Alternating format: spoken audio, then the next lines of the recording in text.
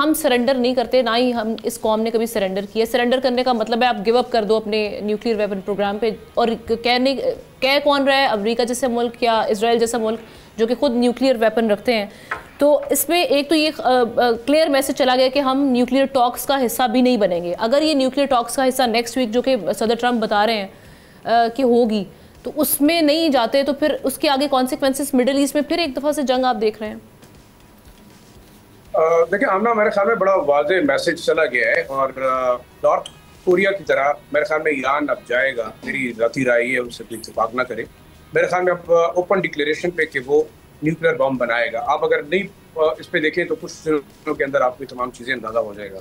दूसरी बात ये कि जो कुछ ट्रंप ने किया इसराइल की मजबूरी की वजह से किया या उनको ड्रैग किया गया, लेकिन फेस सेविंग के लिए जो 3 न्यूक्लियर साइट्स के ऊपर टारगेट किया, स्ट्राइक किया और कुछ ही दिनों के बाद मतलब बाकायदा खुद भी मान लिया गया जो लीक्स हुई कि उनको नुकसान नहीं पहुंचा और तमाम जो न्यूक्लियर इन्वेस्टमेंट हुई थी वो सेफ है, या वो चाइना की मदद से हुई या जो है वो रशिया की मदद से हुई। लेकिन हम क्यों भूल जाते हैं कि बुशेर का जो न्यूक्लियर पावर प्लांट है वहाँ रशियन साइंटिस्ट मौजूद हैं और वहाँ एक रेड लाइन रशिया ने बड़ी ओपनली ड्रा की थी कि अगर बुशेर के न्यूक्लियर साइट के ऊपर स्ट्राइक की गई तो फिर डायरेक्टली पुतिन और रशियन जो इंतजामिया है वो उसके अंदर इंट्रूड करेगी। तो इसमें तो बिल्कुल कोई दूसरी राय नहीं है कि बेशक जो 3 फॉर्डो का था या नाटैन का था या तीसरा जो साइट थी इस्फहान के अंदर, उसके ऊपर बेशक टारगेट किया गया। आज आप देखते हैं कि CNN की एक रिपोर्ट है, एक्सक्लूसिव, वो क्लेम कर रहे हैं कि अमेरिका ने ऑफर किया है $30 बिलियन वो सिविलियन एनर्जी और एनरिचमेंट के लिए, सिर्फ मतलब है वेपन पर्पसेस के लिए नहीं, ईरान को ऑफर करें एक नया न्यूक्लियर प्लांट बिल्ड करने के लिए जिसमें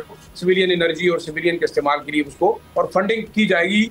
जो मिडल ईस्टर्न ममालिक है, चाहे कतर करता है, सऊदी अरब करता है, यूएई करता है। बाकी जो इससे पहले आपने बात की कि जी हालात किस तरफ जाएंगे, देखिए इसराइल के लिए जो फेस सेविंग अमेरिका ने फराम की, मेरे ख्याल में जितनी तबाही इसराइल की हो चुकी है तमाम दुनिया को पता है, वहाँ आहिस्ता आहिस्ता चीज़ें निकल रही हैं। जो लोग वहाँ से आ रहे हैं, मेरे खुद एक दोस्त है वहाँ पे जर्नलिस्ट हैं, और जो चीज़ें वो भिजवा रहे हैं आप देखें, मेरे ख्याल में जो तबाही हुई है उससे कम से कम 50 गुना ज्यादा इसराइल इफेक्ट हुआ है। अगर आप बिल्कुल, ट्रंप साहब ने खुद अपनी प्रेस कॉन्फ्रेंस में ये बात की है ना कि टुवर्ड्स द एंड जो वॉर वाला सारी सिचुएशन थी उसमें इसराइल को बड़ी बुरी तरह मार पिटी है। देखिए एक दोनों चीजें ये कि हमारे पास कोई इंडिपेंडेंट मीडिया नहीं है सिवाय CNN एक आध कॉरेस्पॉन्डेंट्स के, बाकी लोकल लोगों को तो उन्होंने काम नहीं करने दिया और उनको भी वहां से हटाते रहे। लेकिन चीजें निकलेंगी।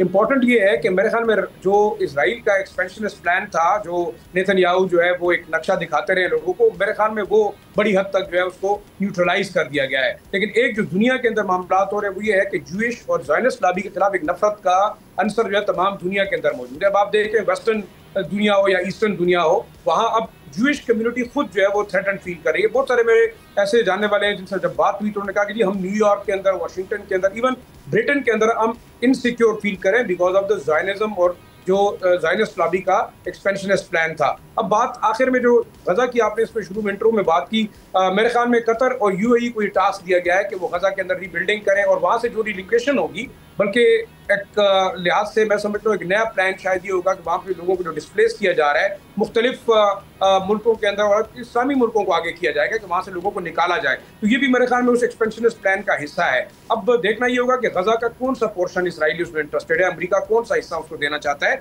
और ऑब्वियसली अगर आप अपना उसको ओवरऑल रूट को देखें तो उसकी कोशिश होगी कि गजा का जो समुद्री इलाका है वो इसराइल किसी न किसी तरीके से जो है उसके ऊपर अपना कंट्रोल हासिल करे, और ये शायद मुसलमान मुल्कों को भी कन्विंस किया जाएगा। देखें इतना सिंपल नहीं है, मैं नहीं समझता कि यहूदी लॉबी या जो ज़ायनिस्ट लॉबी और अमेरिका की साजिशें जो है नाकाम होंगी। बेशक अमेरिका इस वक्त बड़ा पोलाइट है, पाकिस्तान के साथ बड़ा अच्छा है और हम भी बड़े खुश हो रहे हैं, लेकिन मैं ये समझता हूँ कि हमें अमेरिका की पहले की साजिशों को भी देखना होगा।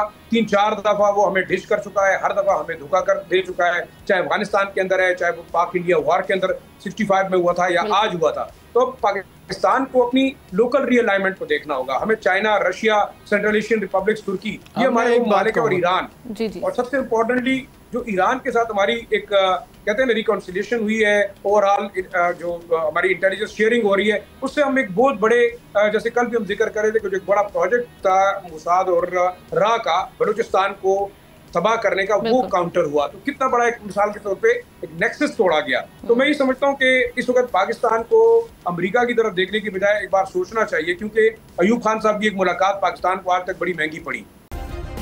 सब्सक्राइब करें और बेल दबाएं ताकि कोई खबर रह न जाए।